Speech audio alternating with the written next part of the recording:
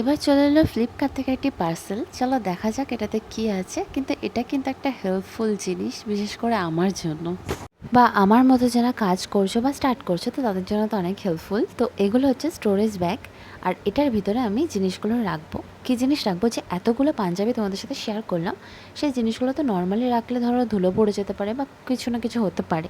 তো তার থেকে মানে এই ব্যাগের মধ্যে রাখাটা কিন্তু অনেক সেফ। আর এর ভিতরে দেখো অনেকটা স্পেস আছে, আর এটাতে বেশ অনেকটা জিনিস ধরে, প্রায় 20-30টা জিনিস তো পাঞ্জাবি ধরেই যাবে।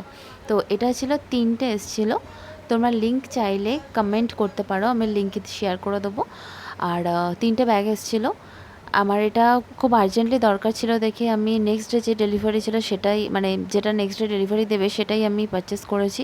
আর এর ভিতরে দেখো আমি বেশ কয়েকটা পাঞ্জাবি দিলাম, তাও কিন্তু অনেকটা জায়গা থেকে যাচ্ছে।